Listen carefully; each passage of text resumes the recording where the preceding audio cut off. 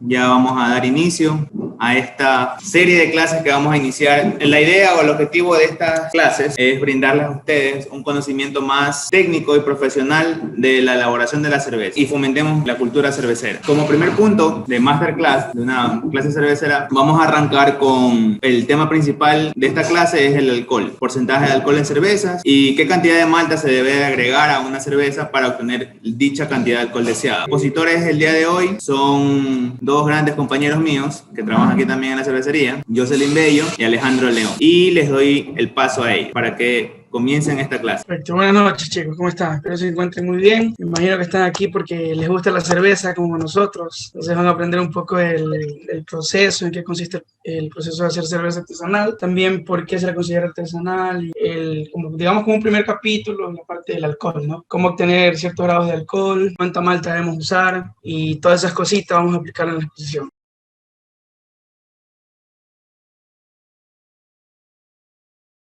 Mi nombre es Jocelyn Bello y yo les voy a hablar acerca de, bueno, el porcentaje de alcohol, cómo vamos a aprender a cómo sacarlo en esta clase. Espero que les guste. Preparación de la cerveza artesanal. Primero que nada, para preparar una cerveza artesanal, nosotros tenemos que hacer la formulación de la receta.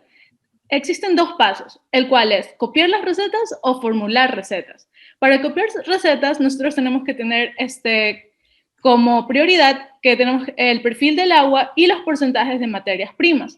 Y en la formulación de recetas, nosotros tenemos al porcentaje de alcohol, color y amargor. En esta parte de la formulación, como les explicó mi compañera, siempre se puede de dos formas, ¿no? Copiando una receta, tratando de modificarla, o formulando uno mismo con porcentajes de las materias primas para adquirir un color deseado, un amargor deseado y por supuesto el porcentaje de alcohol, que es en lo que la mayoría de las personas se fijan cuando van a tomar una cerveza. Casi siempre ven el porcentaje de alcohol, entonces esa es la primera parte que nosotros vamos a explicarle hoy. Entonces continúa la siguiente diapositiva. Ok, ¿cómo hacer cerveza artesanal? Hacerlo es más sencillo de lo que ustedes creen. Los ingredientes principales son las maltas, agua, lúpulos y levadura. Nosotros vamos a explicarles más o menos el método que se sigue durante un proceso, explicándole cada una de las propiedades de las maltas, tanto el agua como el lúpulo y levadura. Ok, también otro paso importante es conocer el proceso de elaboración de la cerveza. Nosotros tenemos primero la elección de las maltas, luego tenemos lo que es la molienda, la maceración, luego tenemos lo que es la cocción, el enfriamiento, fermentación, maduración y el embotellamiento. A continuación les vamos a hablar más acerca de cada uno de estos pasos. La parte de selección de maltas. Vamos a elegir los tipos de maltas dependiendo del estilo que nosotros vamos a generar, producir. Tenemos lo que son las maltas bases y las maltas de especialidad. Lo primero que quizás se pregunten, ¿qué es maltas bases y qué es maltas de especialidades? Bueno, existe una gran diferencia entre maltas bases y maltas de especialidades. Las maltas bases tienen... al ser sometidos a un proceso de malteado, son sometidos más o menos por 6 horas a temperaturas entre 50 y 60 grados centígrados, tiene mayor cantidad de azúcares fermentables.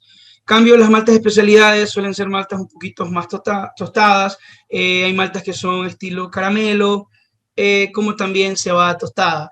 Estas maltas de especialidades lo que le va a ofrecer a la cerveza ciertos sabores como café, toffee, chocolate, aparte también color y un poquito de aroma, ¿no? Perfecto, la siguiente diapositiva. Ahora tenemos lo que es la molienda. Nosotros vamos a moler las maltas tratando de solo partir el grano, más no lo vamos a pulverizar. Ya aquí es muy importante la graduación, ¿no? del molino en este caso. Normalmente nosotros usamos un molino como el que ven en la imagen, se suele usar otro molino que es de rodillos. La intención aquí, como les dijo mi compañera, es partir el grano, más no hacer una harina, ya que si nosotros tratamos de hacer una harina, al final sí podemos obtener cerveza, pero vamos a obtener una cerveza bastante turbia. Entonces se trata, o la idea es de hacer una cerveza bastante cristalina para que sea mejor estéticamente. Ok, ahora tenemos lo que es la maceración, que, bueno, nosotros vamos a mezclar con agua lo que son ya las maltas molidas durante 1 hora para la extracción de azúcares. Listo, entonces, al momento de nosotros realizar un empaste, nosotros llamamos el empaste a la mezcla de malta con agua. Entonces, estas maltas, existe una relación de 3 a 1. ¿Qué quiere decir? Por cada kilogramo de malta que vayamos a usar, tenemos que usar 3 litros de agua. Durante esta hora se activan ciertas enzimas en las maltas, como son las alfa-amilasas y las beta-amilasas, que son las encargadas de los azúcares más complejos, las cadenas de azúcares más complejos, de componerlas en azúcares más simples, para que luego la levadura pueda transformarla en alcohol. ¿Ok? Luego tenemos lo que es la cocción y adición de lúpulos. Nosotros vamos a llevar al hervor el mosto durante 1 hora y luego vamos a agregar los lúpulos en tiempos determinados, depende del estilo, para la obtención del amargor y aroma de la cerveza. Sí, en este paso, ¿no? Existen diferentes tipos de lúpulos donde se considera en cada lúpulo un porcentaje que se llama de alfa-ácidos. Suelen ser aceites esenciales que están dentro de la composición química de los lúpulos, la cual a mayor porcentaje de estos alfa-ácidos van a dar mucho más amargor a nuestra cerveza. Ellos pasan por un proceso de isomerización que duran entre aproximadamente 60 y 90 minutos. Mientras más tiempo dure el hervor, les va a dar más amargor a la cerveza y menos tiempo les va a ofrecer a la cerveza aroma. Por eso es que se los coloca en ciertos tiempos de la cocción. ¿Okay? Luego tenemos la parte del enfriamiento, donde nosotros vamos a insertar un serpentín, que es como el que está aquí en esta parte de la imagen, de cobre dentro de una olla. Para remover el calor del mosto y bajar la temperatura. Más o menos nosotros lo hacemos de 100 a 30 grados centígrados. Sí, esta parte es muy importante, donde tenemos que tener mucho cuidado con la contaminación. Lo que se trata de hacer en este proceso es una pasteurización y también se baja la temperatura para que la levadura que vaya a accionar no muera, porque la levadura soporta ciertas temperaturas, 40, 50 grados, dependiendo de la cepa de levadura que se vaya a utilizar. Entonces, por eso se realiza este paso. Es muy importante tratar de hacerlo en el menos tiempo posible. Si es menos de 1 hora, mucho mejor. Tal vez media hora, 25 minutos, dependiendo del equipo que tengamos, ¿no? Y evitar así la contaminación. Bueno, tenemos también la fermentación, que nosotros vamos a mezclar cierta cantidad de levadura para los litros finales del mosto. Luego lo vamos a ingresar a cierta altura para oxigenarlo y esta etapa dura entre 7 a 14 días. Perfecto. Aquí la fermentación es la parte, pienso yo, la considero yo, de las más importantes en la producción de cerveza, ya que aquí ocurre la magia, ¿no? De la conversión del alcohol, donde hay que controlar mucho las temperaturas dependiendo de la cepa de levadura que se vaya a usar, ya que al existir, como lo dijimos al inicio, ¿no? Muchos estilos de cerveza, para cada uno o la mayoría agrupan diferentes cepas de levadura. Hay que controlar mucho la temperatura para que no existan contaminaciones y obtengamos, en este caso, el etanol, ¿no? Ya que si tenemos una fermentación que debería estar entre 18 y 22 grados y pasa esta temperatura, por estos cambios bruscos en temperatura suelen producirse alcoholes de Fusel.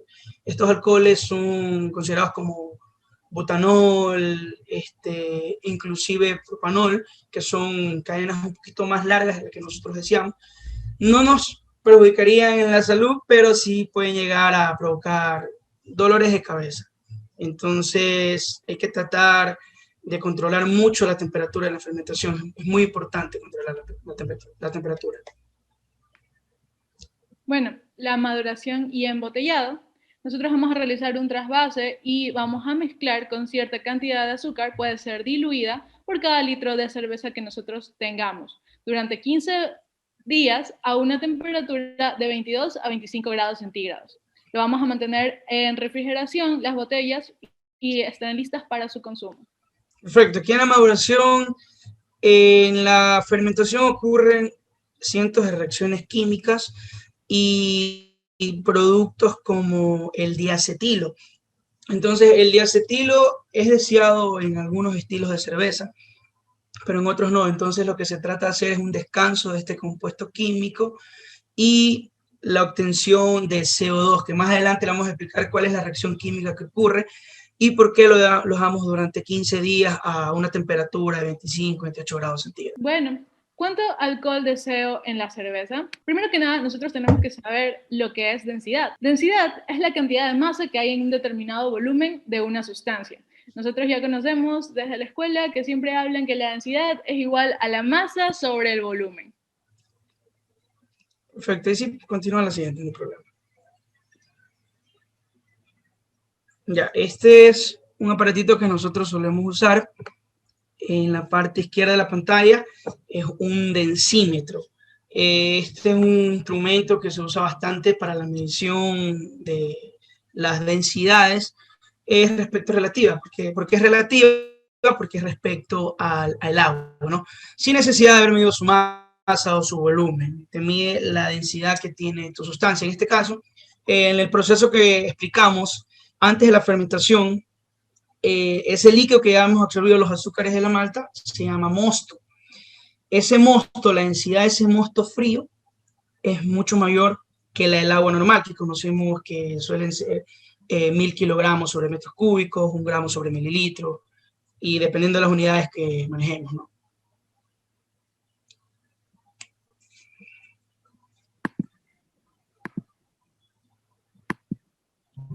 Bueno, esta es la reacción que nosotros teníamos, que nosotros tenemos que el azúcar, luego vamos a producir alcohol más CO2, que son las burbujitas que tenemos en lo que es la cerveza. Por eso nosotros tenemos la relación que entre más malta vamos a tener más azúcar y por lo tanto vamos a tener más alcohol.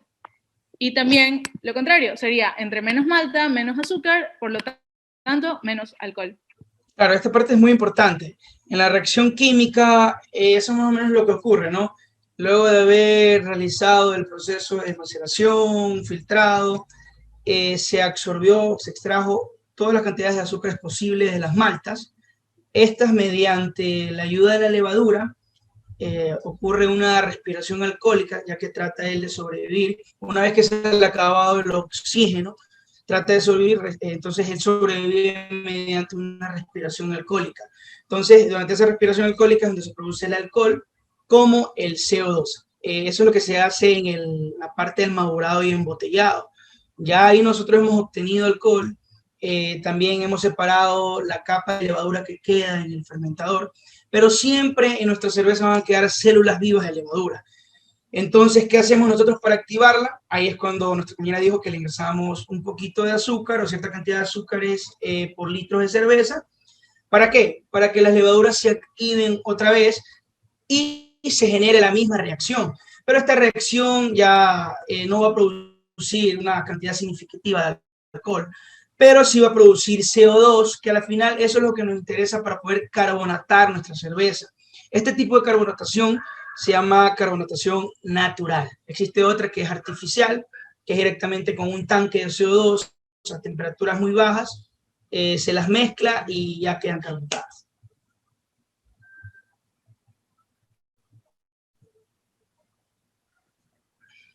Okay. Nosotros aquí tenemos un diagrama de los pasos de lo que ya teníamos, que era la molienda, la maceración, el hervor, la fermentación y la carbonatación.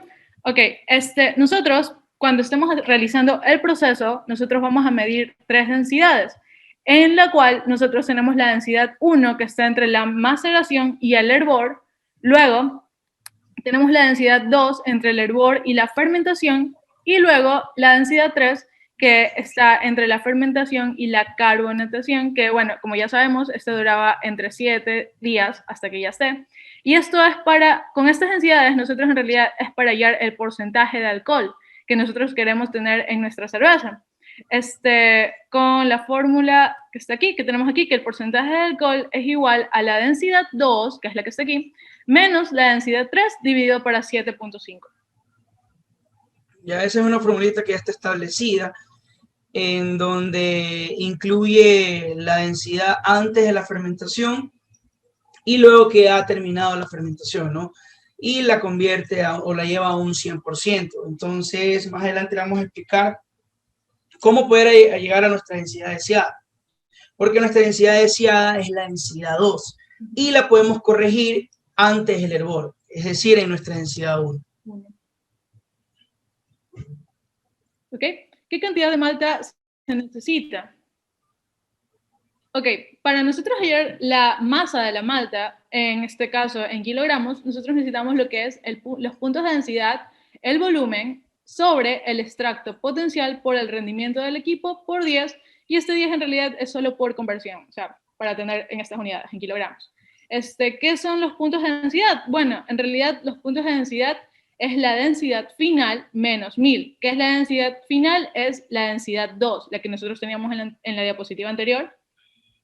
El extracto potencial es el rendimiento de las maltas, que en realidad lo tenemos en unas tablas que más adelante las vamos a presentar, y el rendimiento del equipo, que con una fórmula y hasta lo podemos calcular, y en realidad para nuestro sistema el rendimiento de nuestro equipo es el 73%. Ese ya es un rendimiento que va a depender de cada planta de cerveza, ¿no? Que esto es normalmente el rendimiento, quiere decir de toda la extracción de azúcares que se hizo de la malta, cuánto a la final se convirtió en alcohol. Entonces, para nuestro equipo es aproximadamente del 70% ese rendimiento. Ok, nosotros aquí tenemos un pequeño ejemplo para más o menos aplicar lo que hemos aprendido. Es una persona desea producir 20 litros de cerveza con 6% de alcohol, sabiendo que la densidad después de la fermentación, que en este caso es nuestra densidad 3, es 1011. En el cual se usaron 3 tipos de maltas. La malta Pale, la malta Munich, la malta Cristal, con 85%, 10% y 5%. Entonces, nosotros tenemos qué cantidad de cada malta se va a necesitar. Ok.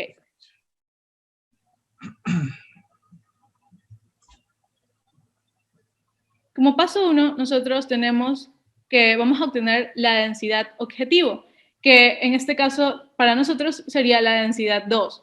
Como ya sabemos, aplicamos la fórmula que era el porcentaje de alcohol, que era igual a la densidad 2 menos la densidad 3 sobre 7.5, que es la que ya habíamos presentado anteriormente, ¿verdad? Entonces, la densidad 2 es la que nosotros la que queremos encontrar, entonces lo único que hacemos es un simple despeje, y como nosotros queremos obtener una cerveza, nosotros queremos producir una cerveza con 6% de alcohol, solo lo pasamos al otro lado, ya sabemos, entonces nos va a salir que nuestra densidad objetivo va a ser 1056 kilogramos sobre metros cúbicos. Sobre metros cúbicos. Esa sería la densidad antes de la fermentación, la cual puede ser corregida antes de la cocción. Entonces, esa es la densidad que nosotros deberíamos llegar con la eficiencia, el rendimiento que tiene nuestro equipo. En este caso, llegaríamos al 6% de alcohol final. Sigue la siguiente diapositiva. Claro, ahora tenemos como paso 2, calcular la cantidad de malta que se va a necesitar. Entonces, ya teníamos la fórmula anterior de la masa de la malta en kilogramos, ya teníamos lo que eran los puntos de densidad por el volumen, sobre el extracto potencial, por el rendimiento del equipo, por 10, ¿verdad? Ok, entonces, nosotros teníamos 3 tipos de maltas. Entonces, estas son las tablas que yo les había mencionado para hallar lo que es el extracto potencial. Entonces, lo que nosotros vamos a hacer es para cada una de las 3 maltas, para obtener su masa, entonces nosotros teníamos la primera malta, que era la Pale. Entonces, nosotros vamos a buscar en la tabla, que es la que está aquí. Vamos a trabajar esa relación, kilogramos litros. Esa es la relación que nosotros vamos a trabajar. Claro.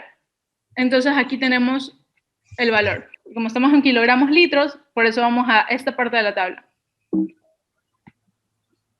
Lo que se hace es un promedio, y luego de haber obtenido el promedio de esas dos, de esa relación, se toma solo los puntos de densidad. El promedio dio 1029.5.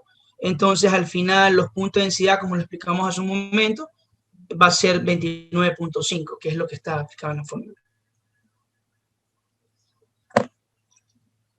Ok. Entonces, nosotros aquí, bueno, para nuestra masa de la malta 1, nosotros obtenemos 4.42 kilogramos. Luego vamos a lo que es nuestra malta Múnich. Asimismo, entramos a la tabla, buscamos el valor, que asimismo está en el mismo rango de la primera.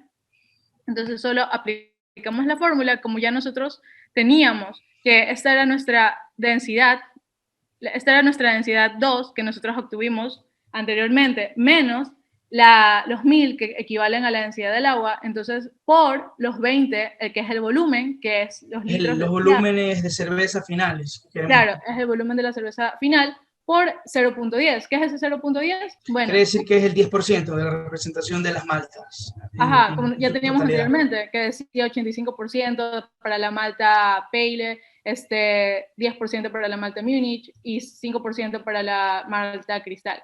¿Ok? Entonces, y abajo está lo que era lo del extracto, que es este valor. El 0.73 es el rendimiento de nuestro equipo, que en este caso, como ya les había mencionado, era 73%, y este 10 solo es por simple conversión de unidades. Entonces, la última es lo que es la malta Cristal. Asimismo, entramos a la tabla y nos va a salir un valor de 0.264 kilogramos. En conclusión, en total se necesitan 5.20 kilogramos de maltas para la elaboración de la cerveza con 6% de alcohol. ¿Okay? ¿Cómo saber si experimentalmente vamos a obtener la densidad deseada? Ok, nosotros estamos elaborando cerveza y todo, entonces, ¿cómo saber si vamos bien? Si vamos a obtener el 6% de nuestro ejemplo, estamos en el mismo ejemplo, entonces, ¿cómo saber si nosotros vamos a obtener el 6%? Entonces, nosotros vamos a tener el volumen antes de hervir, que en este caso, digamos que es 24 litros, ¿ok? Y nuestro volumen final, que era el volumen que nosotros queremos obtener, que es 20 litros. Entonces, tenemos una pérdida de 4 litros. Vamos a hacer una relación en la que nosotros decimos que 20 litros equivalen a 56 puntos de densidad, que es lo que nosotros obtuvimos en los puntos de densidad cuando nos salió, ¿se acuerdan? 1056 en la densidad deseada, que era la densidad 2, menos los 1000 del agua, entonces a eso equivale este 56. Entonces nosotros queremos saber, y entonces, ¿a cuánto equivalen los 24 litros? Porque esta sería nuestra densidad 1, en este caso. Entonces hacemos una relación de 3 y nos sale a 47 puntos de densidad, lo cual significa que vamos a necesitar una densidad de 1047 kilogramos sobre metros cúbicos después de la maceración, o sea, es nuestra densidad 1. Caso contrario, aún estaríamos a tiempo de corregirlo. Exacto, lo que decía Jocelyn, en este caso 24 litros y 20 litros finales. Se conoce que la pérdida en la cocción es aproximadamente de el 20, 25, 30%, va a depender bastante de nuestro equipo. Entonces, para nosotros casi siempre es el 20%. Entonces, nosotros sabíamos que el volumen final era 20 litros. Con eso hicimos una regla de 3 y obtuvimos, bueno, 24 litros es lo que vamos a tener en la parte de la maceración. Para poder corregir esa densidad 1, lo que se trata de hacer es un lavado de granos o filtrado. Ese filtrado, lavado de granos, es para poder extraer lo que más se puede de azúcares y llegar a la densidad deseada. Puede ser que esta densidad sea mayor, la deseada, no hay ningún problema, ya va a depender de la persona, porque en este caso, si la densidad deseada es 1047 y tenemos un poco más arriba de esa densidad, vamos a obtener una cerveza con más grados de alcohol, ¿no? Yo creo que a nadie le molestaría que salgan unos grados más de alcohol. Entonces, esta es la parte donde la podemos corregir. En la densidad 1, justo antes de la cocción, podemos hacer algunos filtrados para poder extraer lo que más se puede de azúcar y llegar, en este caso, a la densidad deseada. Si tal vez no se llega a la densidad deseada, va a depender mucho de la materia prima que se use, porque existen diferentes marcas de maltas donde la calidad de una es mejor que otra. Y de eso va a depender también cuánto azúcar yo puedo extraer de estas maltas, ¿no? Gracias.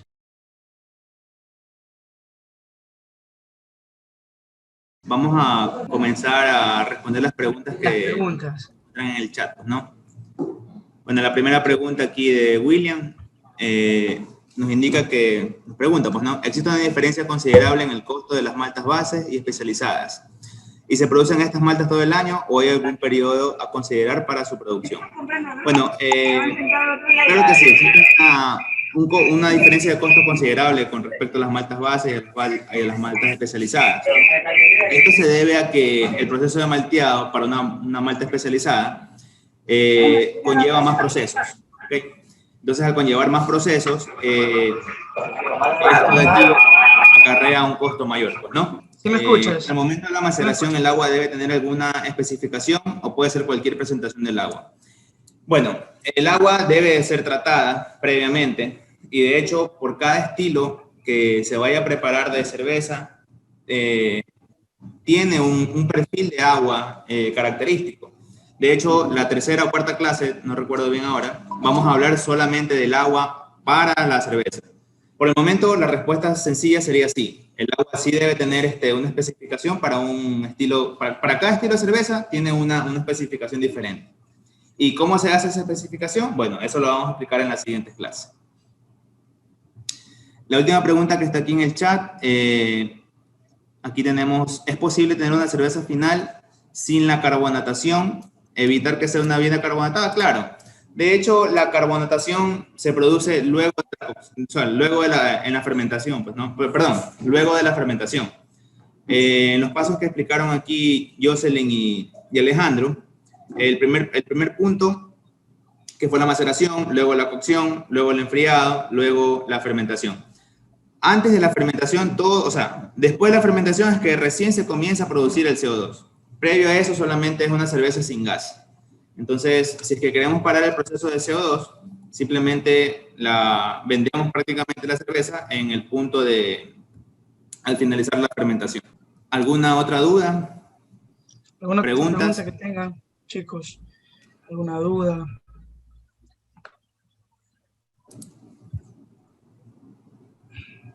Sí, escucho. Sí, yo tengo una pregunta. Listo. Al momento de... ¿Me puede mostrar las tablas donde... Creo que es la diapositiva 5, no recuerdo bien. Donde hay unas tablitas. La de las maltas, ¿no? Ya, sí, esa misma. Estas tablas... Ajá, este es el porcentaje de remoción de extracto del potencial, ¿verdad?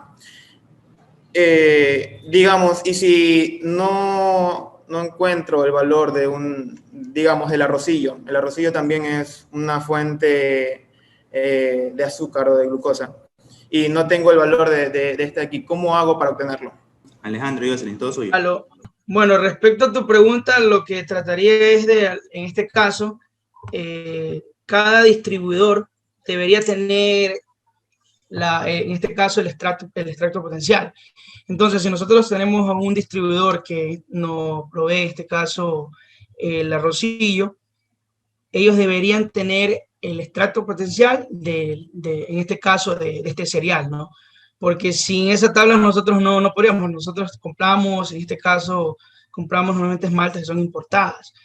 Y al ser, en este caso, el arrocillo, nosotros teníamos que hacer un estudio, en este caso, químico, tal vez físico-químico, para tener la extracción potencial en este caso, del arrocillo, parece que dijiste.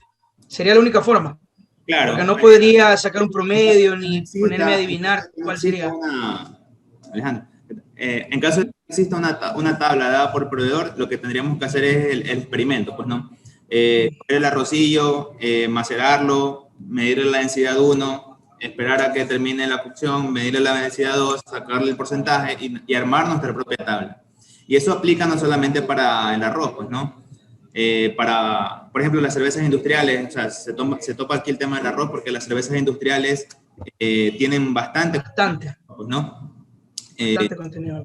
Prácticamente entre una artesanal y una industrial, pues, ¿no?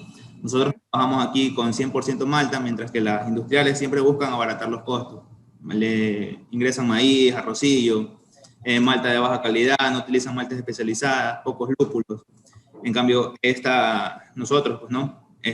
Aplicamos justamente con tablas especializadas que trabajamos en esta equipo, ¿no? ¿Es posible obtener una cerveza sin su debida filtración? Claro que sí. Sí. Las cervezas artesanales se las denomina artesanales justamente porque no se necesita filtrar, pues, ¿no? dentro del concentrado está todo el sabor, todo el aroma que caracteriza una cerveza artesanal. Si bien es cierto, al filtrar una cerveza se obtiene una cerveza transparente con mayor presentación, se podría decir. Cristalina. Exacto, más cristalina, pero se está perdiendo las características organolépticas de la misma. Pues. O sea, pierde olor, pierde color, pierde sabor.